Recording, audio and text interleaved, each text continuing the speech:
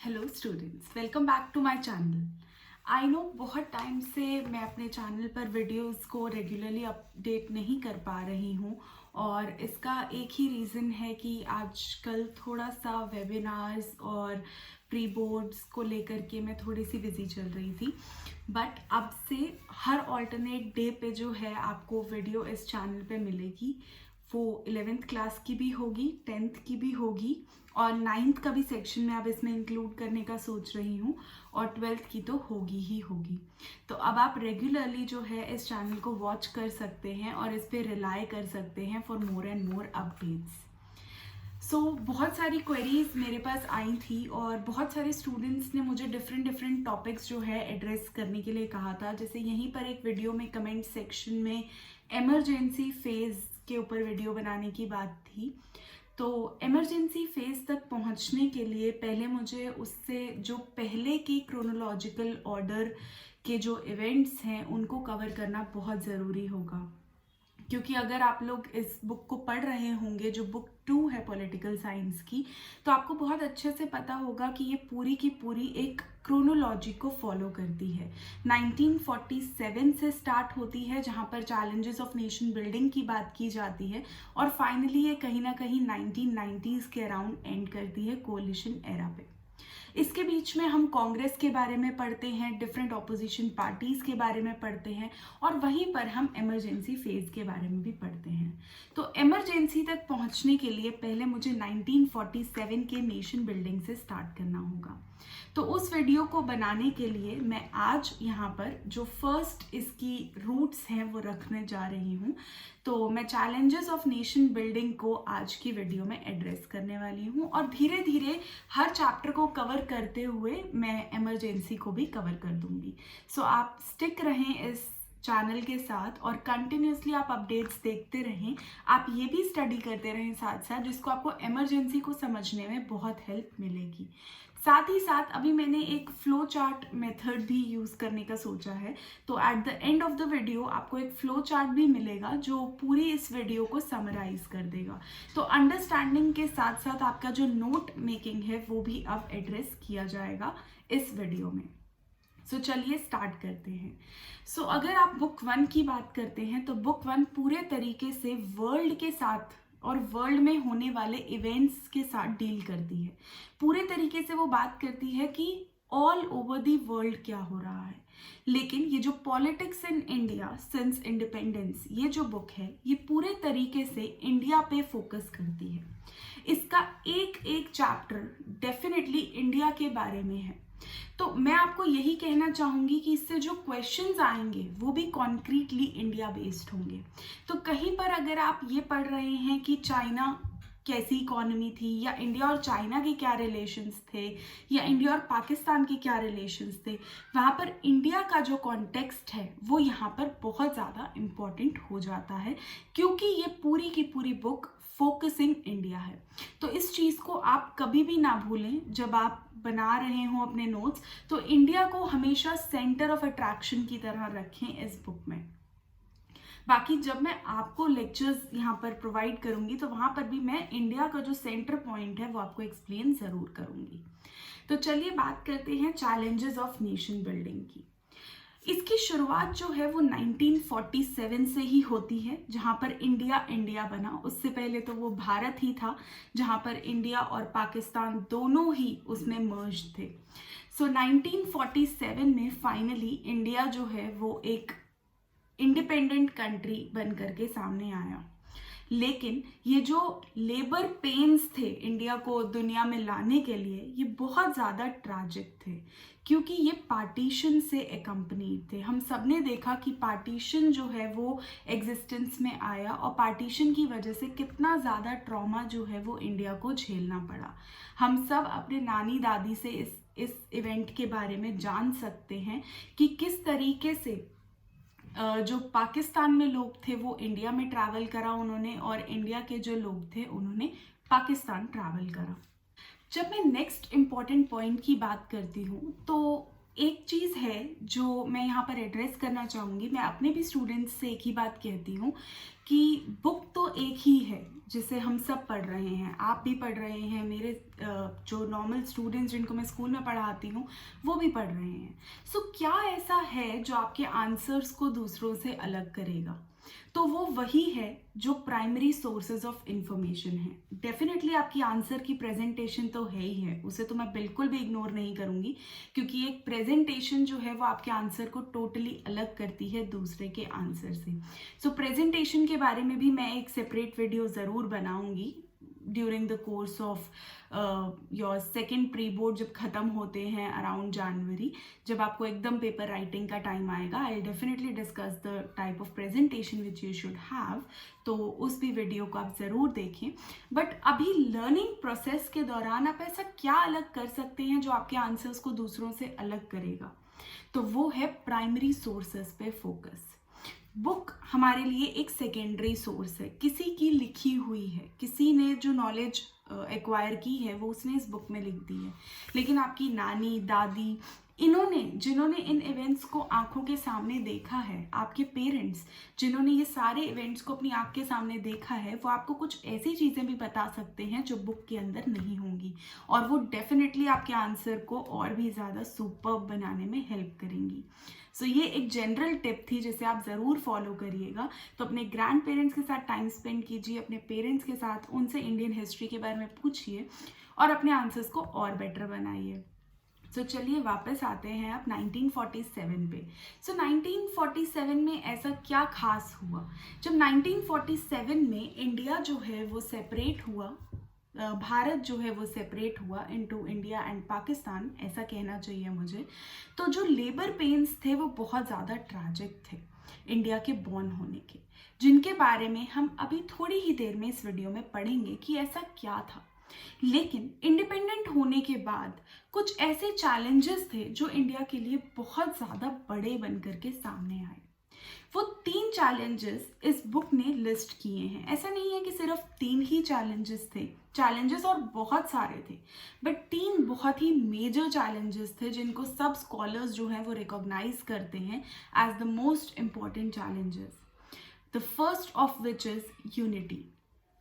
हम सब जानते हैं कि इंडिया रिलीजियस लाइंस पर डिवाइड हुआ था। अगर हम रिलीजन की बात करें तो हिंदूज एंड मुस्लिम्स, इस बेसिस पर जो है पाकिस्तान क्रिएट हुआ था। किसी एक ग्रुप ऑफ सिटीजन्स को ये लगा था कि वो इंडिया में सेफ नहीं है।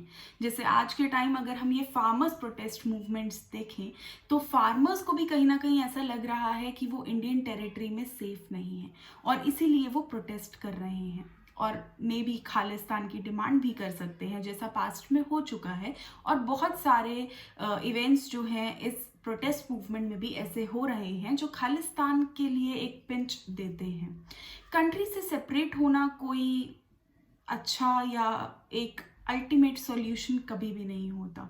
Always there is a way of negotiation जिससे आप प्रॉब्लम्स को सॉल्व कर सकते हो। सो एवरीवेयर नेगोशिएशन जो है, एक कॉम्प्रोमाइज जो है वो सीख करना बेस्ट रहता है। बट चलिए यहाँ पर अगर मैं यूनिटी के चैलेंज की बात करूँ तो सबसे बड़ा चैलेंज जो इंडिया के सामने था वो यूनिटी का चैलेंज था। और ऐसा इसलिए था क्योंकि किसी एक ग्रुप, मुस्लिम ग्रुप को ये लगता था कि वो इंडिया में सेफ नहीं है। जब मोहम्मद अली जिन्ना ने 1940 में पाकिस्तान रेजोल्यूशन की डिमांड की थी, जब उन्होंने पाकिस्तान को मांगा था फर्स्ट टाइम 1940 में, आपने हिस्ट्री में पढ़ा होगा इसके बारे में कि पाकिस्तान रेजोल्यूशन मूव हुआ था, तो वहाँ पर एक ही कंडीशन थी कि या तो सेपरेट इलेक्टोरेट्स दिए जाएं मुस्लिम्स को। अब सेपरेट इलेक्टोरेट्स का क्या मतलब है कि या तो मुस्लिम लीडर्स जो हैं वही इलेक्शंस में खड़े हों एक पर्टिकुलर कॉन्स्टिट्यूएंसी से, और इलेक्ट करने वाले भी मुस्लिम्स ही हों, या तो ये सेपरेट इलेक्टोरेट्स दे दिए जाएं, या फिर जो है पाकिस्तान क्रिएट कर दिया जाए। लेकिन महात्मा गांधी टोटली अगेंस्ट थे सेपरेट इलेक्टोरेट्स के, क्योंकि वो ये बिलीव करते थे कि अगर आपने किसी ग्रुप को अपने से सेपरेट कर दिया, अगर आपने ऑटोमेटिकली कह दिया कि ये ग्रुप हमसे अलग है, तो वो कभी हमारे साथ मिक्स नहीं हो पाएगा। चलिए इस स्टेटमेंट को एक एग्जाम्पल से समझते हैं। मान लीजिए एक पर्टिकुलर क्लास है जहाँ पर जो एकदम टॉप 5 बच्चे हैं उनको आगे बिठा दिया जाए, और बिल्कुल जो नीचे से टॉप 5 हैं उनको बिल्कुल पीछे बैठा दिया जाए। और मान लीजिए ऐसा कहा जाए कि ये जो नीचे से टॉप 5 आ रहे हैं उनको आज से हम अलग क्लास में बिठाएंगे और उनकी अलग से रेमेडियल क्लासेस जो हैं वो ऑर्गेनाइज की जाएंगी, उनको सारे टॉपिक्स दोबारा पढ़ाए जाएंगे। तो अब आप एक बारी सोच के देखिए कि क्या वो नॉर्मल क्लास में कभी मिक्सअप हो पाएंगे? नहीं, क्योंकि उनको हमेशा ये लगता रहेगा कि हमारे लिए रेमेडियल क्लासेस तो ऑर्गेनाइज की गई हैं, हमें इन सबसे अलग कर दिया गया है, हम इनसे अलग हैं, ये बहुत इंटेलिजेंट है, हम बिल्कुल इंटेलिजेंट नहीं हैं। और किसी को मे बी ये भी लग सकता है कि अगर मैं इंटेलिजेंट ही नहीं हूँ तो मुझे पढ़ के क्या करना है। सो ऐसा ही कुछ गांधी जी भी उस टाइम सोचते थे। गांधी जी को लगा कि एक सेपरेट इलेक्टोरेट्स देने पर हम मुस्लिम्स को ये रियलाइज करा देंगे कि वो हमारी पॉपुलेशन का पार्ट नहीं है। और अगर किसी भी पॉपुलेशन को ये रियलाइज हो जाए कि वो कंट्री का पार्ट नहीं है तो वो किसी भी टाइम सेपरेशन मांग सकते हैं। तो गांधी जी पूरे तरीके से इस चीज के अगेंस्ट थे कि सेपरेट इलेक्टोरेट्स नाम की कोई चीज एग्जिस्ट करनी चाहिए।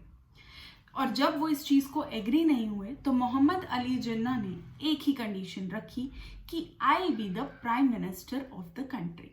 ठीक है, आप हिंदू मुस्लिम्स को एक बराबर मानते हैं तो एक मुस्लिम को प्राइम मिनिस्टर बनने दीजिए, जिसको लेकर के महात्मा गांधी ने बहुत ज्यादा जवाहरलाल नेहरू जी को समझाया था। बट ड्यू टू कांग्रेस की सुप्रीमेसी उस टाइम पर, नेहरू की नॉलेज, करिश्मा, उनकी पावर और पावर को लेकर के जो उनका क्रेज था, हम सब पढ़ चुके हैं 11th क्लास में कि politics is nothing but pursuit of power. तो जब पावर की बात आती है तो कोई भी कुर्सी छोड़ने को तैयार नहीं होता। तो ऐसा ही कुछ जो है वो हमें नेहरू के भी बिहेवियर में देखने को मिला उस टाइम, और उन्होंने जो है वो चेयर छोड़ने से मना कर दिया। चेयर छोड़ने से मना करने पर जिन्ना को इस चीज का विश्वास हो गया कि मुस्लिम्स को कभी भी यहाँ पर हिंदूज के ऊपर नहीं रखा जाएगा, और उन्होंने अपनी सेपरेट इलेक्टोरेट्स और पाकिस्तान रेजोल्यूशन वाली बात को और भी ज्यादा स्ट्रांगली रखना शुरू कर दिया। ऑल्दो जिन्ना इस बात से बहुत ज़्यादा अवेयर थे कि 1948 यानी just 1 year after the date of partition उनकी डेथ हो जाएगी। He was suffering from a very chronic disease, जिसमें उनको ऑलरेडी पता था कि he will be dying in some months, but still he encouraged partition, और फाइनली इंडिया और पाकिस्तान जो है 2 कंट्रीज फॉर्म हुए फ्रॉम हिंदुस्तान। सो अब ये हिस्ट्री होते हुए और एक रिलीजियस ग्रुप को ऐसा फील करते हुए कि मैं इंपॉर्टेंट नहीं हूँ, हम ऑलरेडी एक ग्रुप को अपने से अलग कर चुके थे, एक अलग कंट्री बना चुके थे। तो अब हम नहीं चाहते थे कि आगे हमारी यूनिटी जो है, हमारी इंटेग्रिटी जो है वो सफ़र करे, हमारी टेरिटोरियल बाउंड्रीज को हमें और एक्सपैंड करना पड़े। तो अपनी सॉवरेनिटी को मेंटेन करने के लिए, यूनिटी को मेंटेन करने के लिए हमने एक बहुत बड़ा चैलेंज जो है वो फेस किया कि हम स्टेट्स को कैसे रीऑर्गेनाइज करें। यहाँ पर मेनली हमें चैलेंज ऑफ यूनिटी जो है वो आया, जिसके बारे में हम थोड़ी से और टाइम में पढ़ेंगे या मे बी नेक्स्ट वीडियो में पढ़ेंगे, बिकॉज ये चैप्टर भी काफ़ी बड़ा है तो इसे एक वीडियो में कवर करना मुश्किल है। सो यूनिटी का जो चैलेंज है वो सबसे प्राइम और सबसे बड़ा चैलेंज था। सेकेंड चैलेंज जो हमें आया वो डेमोक्रेसी का था। आज तक या 1947 तक डेमोक्रेसी जो है वो हमेशा डेवलप्ड कंट्रीज में ही चलती आई है। डेवलप्ड कंट्रीज में ही ये चीज मानी गई कि डेमोक्रेसी चल सकती है, अदरवाइज एक इलिटरेट कंट्री, एक पुअर कंट्री जहां पर लोग पढ़े लिखे ही नहीं है, इलेक्शंस को समझ ही नहीं सकते, वहां हम कैसे इलेक्शंस को चला पाएंगे, वहां हम कैसे लोगों को इलेक्शंस की इम्पोर्टेंस समझा पाएंगे, वहां हम कैसे ये बात कर सकते हैं कि आप रेगुलरली जो है इलेक्शंस होंगे, इलेक्शन कमीशन बनाओ और लोगों को भेजो वोट करने के लिए। और जहां पर लोग इतने ज़्यादा सस्पिशियस थे कि अब पता नहीं नेक्स्ट क्या होने वाला है कंट्री के अंदर आफ्टर पार्टीशन, तो वहां पर एक डेमोक्रेसी को एस्टैब्लिश करना भी एक बहुत बड़ा चैलेंज था इंडिया के लिए। नेक्स्ट जो चैलेंज था वो और भी बड़ा था, वो था डेवलपमेंट का चैलेंज। हमने अपनी कॉन्स्टिट्यूशन में बहुत बड़े बड़े प्रिंसिपल्स लिख दिए थे, equality, liberty, fraternity, socialism, secularism, बहुत बड़ी बड़ी बातें हम कर रहे थे। बट इकोनॉमिक डेवलपमेंट ये एक बहुत बड़ा चैलेंज था। सोशलिज्म हमने बाद में ऐड किया, ये तो है डेफिनेटली, लेकिन हम कहीं ना कहीं जो कांग्रेस का प्रिंसिपल था वो यही था कि सोशलिस्टिक वैल्यूज पे चलना है। नेहरू भी सोशलिज्म को बहुत ज़्यादा इंपॉर्टेंस देते थे, इसीलिए हमने देखा कि वो यूएसएसआर के हमेशा से ही बहुत करीब रहे, क्योंकि वहाँ पर सोशलिज्म प्रैक्टिस होता था। तो नेहरू का हमेशा से ही यूएसएसआर के साथ एक बहुत अच्छा बॉन्ड जो है वो था, और हमने ट्रीटी ऑफ फ्रेंडशिप भी तभी साइन की क्योंकि इंदिरा गांधी जो उनकी बेटी थी उनका भी झुकाव सोशलिज्म और यूएसएसआर की तरफ था, naturally due to family reign. So अब हम बात करते हैं डेवलपमेंट की। अगर मैं डेवलपमेंट की बात करूं, सो इकोनॉमिक डेवलपमेंट और पॉवर्टी हटाना जो है ये सबसे बड़ा एक स्टेप, ड्रास्टिक स्टेप था ट्रॉमा ऑफ पार्टीशन के बाद। सो यहाँ पर किस तरीके से ग्रोथ की तरफ बढ़ा जाएगा, कैसे हम डेवलपमेंट करेंगे, ये जो है बेसिक प्रिंसिपल्स बने, और 5 ईयर प्लान्स जो हैं वो अडॉप्ट किए गए, जिनके बारे में हम 3rd चैप्टर में पढ़ेंगे। सो ये थे मेन 3 चैलेंजेस जो इंडिया ने फेस किए। First was unity, second was democracy and third was development. I hope आपको ये तीनों चैलेंजेस समझ में आ गए होंगे। अब हम बात करते हैं नेक्स्ट टॉपिक के बारे में। सो नेक्स्ट टॉपिक जो है वो बात करता है प्रोसेस ऑफ पार्टीशन के बारे में। सो अभी तक हमने पढ़ा कि क्या क्या चैलेंजेस थे जो इंडिया ने फेस किए आफ्टर पार्टीशन, लेकिन इस पार्टीशन के प्रोसेस को समझना भी बहुत ज़्यादा ज़रूरी है अपने आप में, क्योंकि इसी ने ही लेगेसी प्रोवाइड की है, इसी ने ही हिस्ट्री प्रोवाइड की है हमारे ऑल फ्यूचर एंडीवियर्स को। और आज भी कहीं ना कहीं ये पार्टीशन ही हमारे अंदर जिंदा है, जो हमें खालिस्तान की डिमांड्स को पूरा होने से रोकता है। हम क्यों खालिस्तान को एग्री नहीं करते, और क्यों हम बहुत सालों से इस प्रॉब्लम से जूझते हुए आ रहे हैं, लेकिन हम खालिस्तान को नहीं बना रहे? क्योंकि हम सब जानते हैं कि जब कोई ऐसा न्यू स्टेट क्रिएट होता है तो डेफिनेटली यूनिटी और इंटेग्रिटी तो हार्म होती ही होती है, सिक्योरिटी इशू तो होता ही होता है। अगर पाकिस्तान को खालिस्तान, पंजाब को खालिस्तान बना दिया जाए तो डेफिनेटली दिल्ली की एंट्री बहुत ज़्यादा आसान हो जाती है for any new country, including Pakistan, जो मे बी उनका नेबर ही होगा बाद में। सो लेकिन साथ ही साथ हमारी यूनिटी, इंटेग्रिटी सब हार्म में आ जाती है, और जो लोग हार्म होंगे इस प्रोसेस में वो अलग, जो प्रॉपर्टी और लाइव्स का लॉस होगा वो अलग। सो ये सब कुछ हमने देखा था during the time of partition, और कहीं ना कहीं इसे देखते हुए ही हम इसका रेप्लिका क्रिएट नहीं करना चाहते आज भी। इसीलिए हम खालिस्तान खालिस्तान खालिस्तान को नहीं मानते, और ना ही हम उसे कभी मानेंगे, ना ही हमें उसे मानना चाहिए। सो अब हम बात करते हैं, वापस आते हैं प्रोसेस ऑफ पार्टीशन पे। सो ये जो पार्टीशन का पूरा प्रोसेस था ये क्या था? हम सब जानते हैं कि हिंदुस्तान जो है वो ब्रिटिश इंडिया का एक पार्ट था, हम कॉलोनाइज थे और हमें ऑक्यूपाई कर रखा था ब्रिटिशर्स ने। सो ये जो प्रोसेस था जिसमें हम ब्रिटिश इंडिया का पार्ट थे, उसमें 2 टाइप के स्टेट्स थे।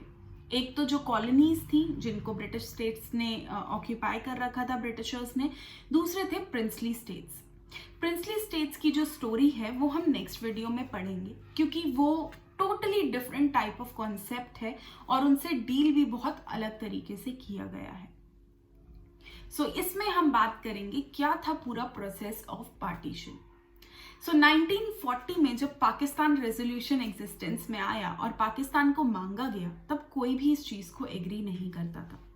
बट हमने देखा कि कैसे सीरीज ऑफ इवेंट्स हुए और कैसे मोहम्मद अली जिन्ना ने फाइनली नींव रख दी पाकिस्तान की। सो जब 14 अगस्त 1947 को पाकिस्तान क्रिएट हुआ, हमारी इंडिपेंडेंस से जस्ट एक दिन पहले, तब क्या सिचुएशन बनी? ब्रिटिशर्स ने इस चीज को एग्री कर लिया कि हाँ पाकिस्तान क्रिएट किया जाएगा। अब कैसे बनाएंगे पाकिस्तान? क्योंकि एक हिंदू टेरिटरी है, हिंदुस्तान है जहाँ पर अलग अलग टाइप के लोग रहते हैं। अब इसमें से पाकिस्तान कैसे निकाला जाएगा? एक कंट्री का पार्ट कैसे कर देंगे?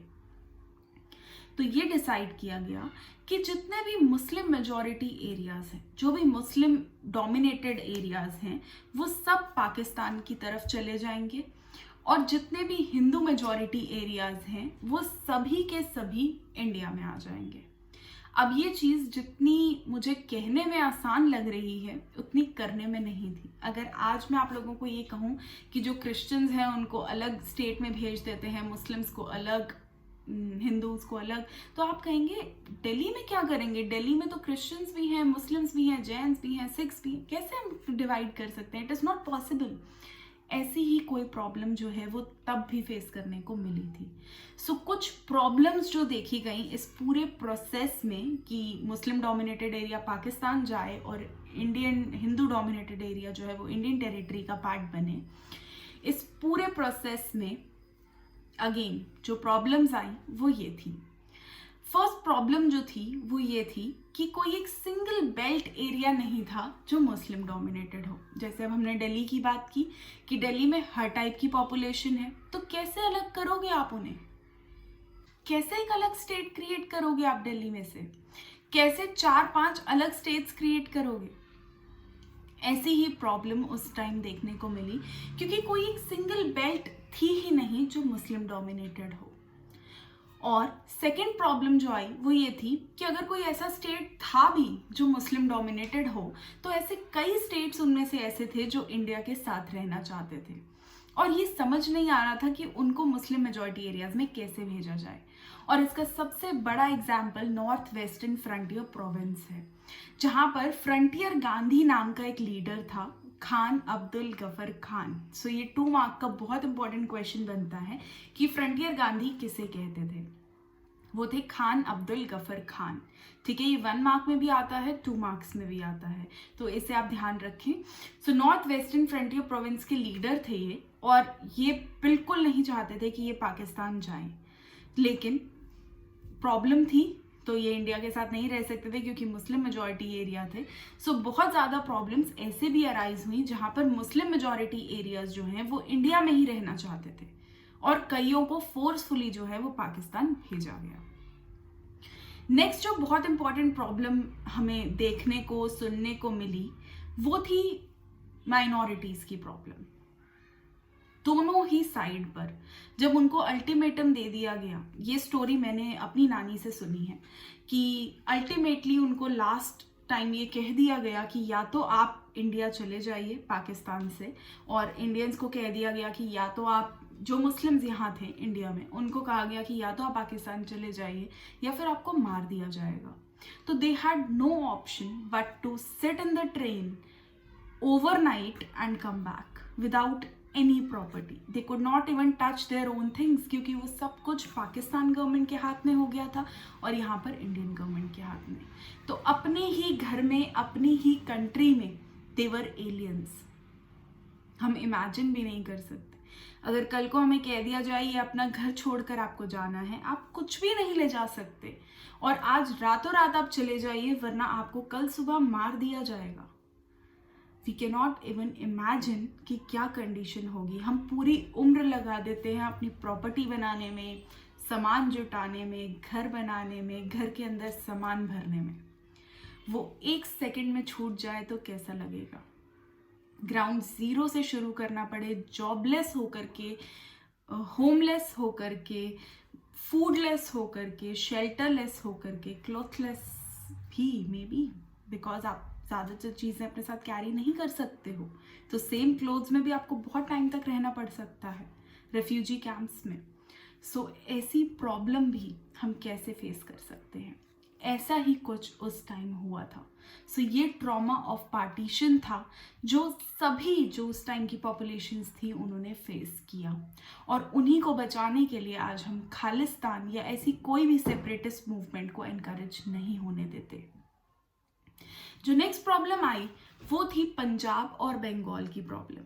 अब पंजाब और बंगाल ऐसी जगहें थी जहाँ पर मुस्लिम्स और हिंदूज दोनों ही रहते थे, तो अब इस प्रॉब्लम को सॉल्व करना और भी ज़्यादा मुश्किल हो गया था।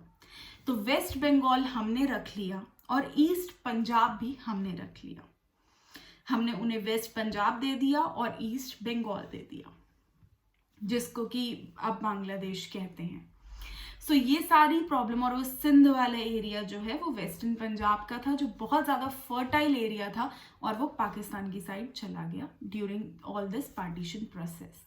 सो ये जो प्रॉब्लम्स थी वो हमने झेली और हमारे जो एंसेस्टर्स थे उन्होंने इसके वो पार्ट एंड पार्सल बने। चाहते हुए ना चाहते हुए नोबडी नोज, सफरिंग्स दोनों साइड हुई। ऑफन हम पाकिस्तान को इस चीज़ के लिए ब्लेम करते हैं कि इंडियंस को मार दिया, इंडियंस के साथ इतना बुरा हुआ, but we should not forget कि अगर वहाँ से एक ट्रेन कटी हुई आती थी तो हम भी यहाँ से एक ट्रेन काट कर ही भेजते थे। So it was both the sides which committed atrocities on the common man. इस चीज़ को हमें कभी नहीं भूलना चाहिए और इसको कभी रिपीट भी नहीं करना चाहिए। इससे एक लर्निंग मिलती है हमें कि अपने नेबर्स, अपने सामने वाले लोग, मैनकाइंड, उन सबको बचाना हम सबकी ड्यूटी है। मंदिर में पूजा करने से पहले इंसानों की पूजा करना और उनकी मदद करना सबसे ज़्यादा ज़रूरी है। सो अब ये जो प्रॉब्लम्स थी ये हमने देखी। जो फर्स्ट प्रॉब्लम थी वो क्या थी? हमने बात करी कि कुछ single belt of Muslim population नहीं था। सेकंड जो बात हमने करी वो ये करी कि कुछ सिंगल बेल्ट एरियाज थे भी मुस्लिम डोमिनेटेड रीजन के, तो वो इंडिया के साथ रहना चाहते थे, वो पाकिस्तान जाना ही नहीं चाहते थे। थर्ड प्रॉब्लम जो हमने एड्रेस की वो थी माइनॉरिटीज की प्रॉब्लम, कि किस तरीके से माइनॉरिटीज ने दोनों ही साइड्स ऑफ द बॉर्डर पर सफर किया। और लास्ट जो प्रॉब्लम हमने डिस्कस की वो की पंजाब एंड बंगाल की प्रॉब्लम, कि किस तरीके से दोनों ही पॉपुलेशंस, इंडियंस, हिंदूज, मुस्लिम्स दोनों ही वहाँ पर एग्जिस्ट करते थे और किस तरीके से उसको डिवाइड करना मुश्किल हो गया और ईस्ट पंजाब और वेस्ट बंगाल हमारे पास रह गया और दूसरा पार्ट जो है वो हमें पाकिस्तान को देना पड़ा। यहाँ पर आप एक चीज़ का ध्यान और रखें, वो था खान अब्दुल गफर खान, जिनके बारे में मैंने आपको बताया था कि उन्हें फ्रंटियर गांधी भी कहा जाता है और ये 2 मार्क्स या 1 मार्क्स का बहुत ही इंपॉर्टेंट क्वेश्चन है।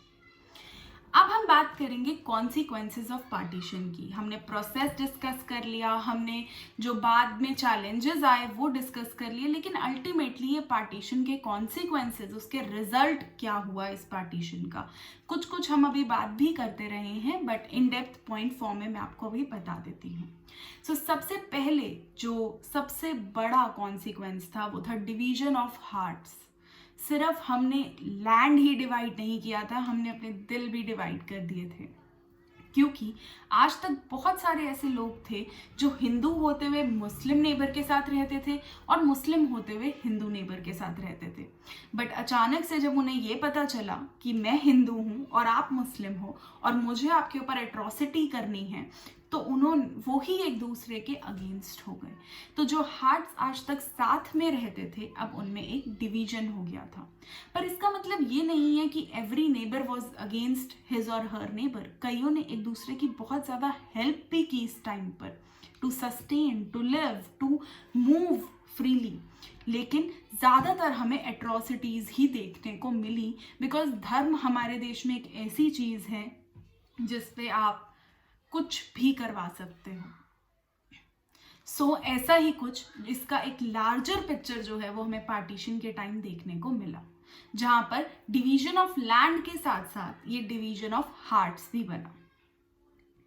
जो सेकंड पॉइंट है इसमें वो है किलिंग्स एंड एट्रॉसिटीज।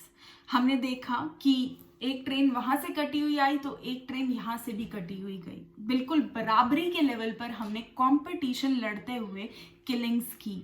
हमने ये नहीं सोचा कि अगर एक पार्टी गलत है और वो किसी को मार रही है तो हम कुछ अच्छा करके इस चीज़ को रोक भी सकते हैं, बट हमने भी बिल्कुल इक्वली सामने से जवाब देते हुए किलिंग्स और एट्रॉसिटीज की on the other side of the population, और उन्होंने भी ऐसा ही कुछ किया।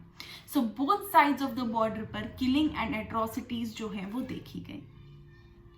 जो नेक्स्ट कॉन्सिक्वेंस था वो ये था कि लाहौर, कोलकाता, अमृतसर, क्योंकि अब कोलकाता, अमृतसर तो पंजाब और बंगाल होने की वजह से, और लाहौर जो कैपिटल सिटी थी पाकिस्तान की, वहाँ पर बेसिकली बहुत ज़्यादा कम्यूनल जोन्स क्रिएट किए गए। वहाँ पर पूरे जोन्स ही बनाए गए रिलीजन के बेसिस पर कि यहाँ मुस्लिम्स रहेंगे, यहाँ हिंदूज रहेंगे। सो कम्यूनल जोन्स जो हैं वो एस्टैब्लिश किए गए। नेक्स्ट जो कॉन्सिक्वेंस था वो था रेफ्यूजी कैंप्स। जैसे कि अभी हमने बात की कि जब रेफ्यूजीज मूव आउट कर कर आते थे तो वो यहाँ या वहाँ रेफ्यूजी कैंप्स में रहते थे, उनको वहीं पर फूड शेल्टर जो है वो प्रोवाइड किया गया था। तो बहुत लंबे टाइम तक वो रेफ्यूजी कैंप्स में रहते थे, अपने फैमिली मेम्बर्स से भी इवन कई कई टाइम तक वो दूर रहते थे, और बाद में कभी ना कभी किसी ना किसी रेफ्यूजी कैंप में दे यूज टू मीट। क्योंकि अभी तो ऐसा नहीं था कि मोबाइल फ़ोन है, आपने फ़ोन करके पूछ लिया मैं कौन से रेफ्यूजी कैंप में हूँ, तू कौन से रेफ्यूजी कैंप में है, ऐसा कुछ भी तब पॉसिबल नहीं था। सो एक दूसरे को लोकेट करना भी बहुत ज़्यादा ट्रैजिक था, और ये भी नहीं पता था कि वो जिंदा भी आ पाए होंगे या नहीं, बिकॉज ट्रेन्स कट कर आ रही थी। सो नोबडी न्यू कि मेरा फैमिली मेम्बर जिंदा भी वापस आएगा या नहीं। जस्ट इमेजिन क्या ट्रैजिक सिचुएशन उस टाइम रही होगी उन लोगों की। नेक्स्ट जो पॉइंट है वो है अनरूली पुलिस एंड एडमिनिस्ट्रेशन। अभी भी हम पुलिस को बहुत अच्छे रूप में देखते हैं परफॉर्म करते हुए अपनी ड्यूटीज़ को। सो सिमिलरली उस टाइम भी जो है उनको कुछ काम दिया गया था तो उन्होंने उसे बहुत ही अच्छे तरीके से पूरा किया, and they were totally unruled. जो मन में आ रहा था they were doing the same acts. So उस टाइम पुलिस और एडमिनिस्ट्रेशन जो है उसने भी लोगों को असिस्टेंस प्रोवाइड नहीं की, लोगों को हेल्प प्रोवाइड नहीं की। नेक्स्ट जो बहुत इंपॉर्टेंट सफरिंग्स फेस करने को मिली वो विमेन को मिली। Women were raped, abducted, they were kidnapped, they were converted, they were forcefully married. So बहुत सारी चीज़ें जो हैं वो विमेन और चिल्ड्रन पर भी हमें बहुत सारी एट्रॉसिटीज़ देखने को मिली, क्योंकि हमेशा से विमेन और चिल्ड्रन को सॉफ्ट टारगेट्स माना जाता है कि इनको बहुत जल्दी अटैक किया जा सकता है, और फैमिली ऑनर, ये सब कुछ, प्राइड, प्रेस्टीज, ये सब कुछ हम विमेन और चिल्ड्रन से एसोसिएट करते हैं। तो इसलिए उन्हें ही हार्म सबसे पहले पहुंचाया गया था, और पार्टीशन में भी इस चीज़ को यूज़ किया गया था, which is totally unacceptable. Next जो बहुत इंपॉर्टेंट कॉन्सिक्वेंस था वो था रिलीजियस कन्वर्जन। जो हिंदूज वहाँ रह गए थे उनको मुस्लिम बनने पर फोर्स किया गया, जो मुस्लिम्स यहाँ रह गए थे उनको भी जो है हिंदूज बनने के लिए फोर्स किया गया। ज़्यादातर ये जो है वो Pakistan side of the border पे देखा गया रिलीजियस कन्वर्जन। ऐसा नहीं है कि यहाँ नहीं किया गया, यहाँ भी किया गया, लेकिन ज़्यादा इसके जो इफ़ेक्ट्स हैं वो पाकिस्तान साइड पर देखने को मिले। सो ये कुछ कॉन्सिक्वेंसेस थे जिनको हमने अभी तक डिस्कस किया, जिसमें फर्स्ट था डिवीजन ऑफ हार्ट्स, कि हमारे दिल भी डिवाइड हो गए थे, साथ ही साथ उन जमीनों के जो हम वहां छोड़कर आए या जो यहाँ पर लोग अपनी छोड़कर गए। Next was killing and atrocities. दोनों ही साइड से जो है हमने किलिंग्स इन्फ्लिक्ट की, एट्रॉसिटीज इन्फ्लिक्ट की। नेक्स्ट जो था वो लाहौर, अमृतसर एंड कोलकाता जो है उनको कम्युनल जोन्स में चेंज कर दिया गया। वहाँ पर पूरे तरीके से कम्युनलिज्म जो है प्रैक्टिस किया जा रहा था। Communalism is totally opposite of secularism. I hope अब आप समझ पा रहे होंगे। सेक्युलरिज्म मीन्स सब रिलीजन्स को इक्वली ट्रीट करना, कम्युनलिज्म मीन्स एक रिलीजन को फेवर करना। तो इनको कम्युनल जोन्स बनाया गया। नेक्स्ट जो इम्पॉर्टेंट पॉइंट है इसमें वो है रेफ्यूजी कैंप्स का क्रिएशन, की किस तरीके से जब वहाँ से यहाँ रेफ्यूजीज आए और यहाँ से वहाँ गए तो वो वहीं पर रहे, और फूड शेल्टर भी उनको वहीं पर प्रोवाइड किया गया, और अपनी फैमिली से भी मिलने के लिए उनके पास बस यही एक अपॉर्चुनिटी बची थी कि वो रेफ्यूजी कैंप्स में जाकर ही एक दूसरे को ढूंढ सकते थे। Next was atrocities on women and children. I told you सबसे ज़्यादा जो है उन्हीं को ही सॉफ्ट टारगेट समझ करके टारगेट किया गया था। And the last one was religious conversions. दोनों ही साइड ऑफ द बॉर्डर पर people were converted to the particular religion जो उस कंट्री का था, और उनको फोर्स किया गया था टू फॉलो देम। सो अब मैं आपको एक फ्लो चार्ट के जरिए इस चीज को दिखा देती हूँ और फिर से एक्सप्लेन कर देती हूँ फ्लो चार्ट के साथ साथ, ताकि आप नोट्स बना सकें। सो फर्स्ट जो बात यहाँ पर की गई है वो चैलेंजेस ऑफ नेशन बिल्डिंग की गई है, जिसमें 3 चैलेंजेस थे। First was unity, second was democracy and then development. किस तरीके से यूनिटी जो है वो बहुत ज़्यादा ज़रूरी थी मेंटेन करनी, डेमोक्रेसी कैसे पॉवर्टी और इलिटरेट स्टेट में लानी ज़रूरी थी, और डेवलपमेंट की किस तरीके से हम इकोनॉमिक डेवलपमेंट और पॉवर्टी इरेडिकेशन कर पाएंगे। प्रोसेस ऑफ पार्टीशन की बात करते हुए 1940 में पाकिस्तान रेजोल्यूशन जो है वो पास किया गया था, जिसमें हिंदूज को इंडिया में रखने की बात की गई थी और मुस्लिम्स को पाकिस्तान में। प्रॉब्लम्स की अगर बात करें तो सबसे बड़ी प्रॉब्लम थी कि कोई भी सिंगल मेजॉरिटी जो है मुस्लिम मेजॉरिटी एरिया की बेल्ट नहीं थी, और जो थी भी वो नहीं जाना चाहते थे टुवर्ड्स पाकिस्तान, और इसका सबसे बड़ा example north western frontier province है। Next is Punjab and Bengal की प्रॉब्लम, जहाँ पर ईस्ट पंजाब हमने इंडिया को दिया और वेस्ट बंगाल भी हमने इंडिया को दिया। नेक्स्ट प्रॉब्लम है माइनॉरिटीज़ की प्रॉब्लम। यहाँ पर मैंने बात की फ्रंटियर गांधी की, खान अब्दुल गफर खान की, जिनके बारे में जानना भी बहुत ज़्यादा ज़रूरी था। नेक्स्ट वॉज कॉन्सिक्वेंसेस, दोनों साइड पर किलिंग्स हुई, लाहौर, अमृतसर, कोलकाता जो है कम्युनल जोन्स बने, रेफ्यूजी कैंप्स फॉर्म हुए, पुलिस एडमिनिस्ट्रेशन बहुत ज़्यादा अनरूली था, women and children were most affected, religious convergence किए गए, और ये फाइनली एक डिवीजन ऑफ हार्ट्स था।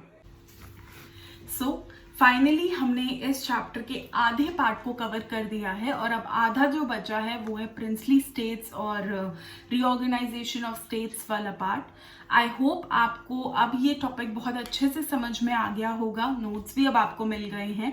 ऐसे ही अब हम बाकी सारे चैप्टर्स को भी कवर करेंगे, और पीछे भी कुछ चैप्टर्स हैं जिनके नोट्स आपको अवेलेबल नहीं कराए गए हैं, तो उनको भी मैं ज़रूर अवेलेबल करवा दूंगी। अगर आपको कोई भी क्वेरी है तो आप मेरे इंस्टाग्राम पेज से जुड़ सकते हैं, जिसका लिंक ये है, और अपनी कोई भी क्वेरी को पूछ सकते हैं। वहां पर आप ज़रूर फॉलो कीजिए ताकि आप रेगुलर अपडेट्स जो हैं वो ले सकें। कोई भी प्रॉब्लम आपको इस वीडियो में हो, जो आपको नहीं समझ में आया हो टॉपिक, तो आप कमेंट सेक्शन में लिख सकते हैं, अपनी क्वेरी को वहां पर भी एड्रेस कर सकते हैं। बाकी अगर आपको ये वीडियो पसंद आई हो तो इसे लाइक करना प्लीज़ ना भूलें, क्योंकि उससे मुझे मोटिवेशन मिलता है। कमेंट करना ना भूलें, क्योंकि वो मुझे एनकरेज करता है और भी अच्छी अच्छी वीडियोज़ बनाने के लिए। एंड जिन्होंने अभी तक ये चैनल सब्सक्राइब नहीं किया है वो प्लीज़ इसे सब्सक्राइब भी कर लें। सो मैं आपको मिलूंगी day after tomorrow. Till then, stay good, stay safe, take care, goodbye.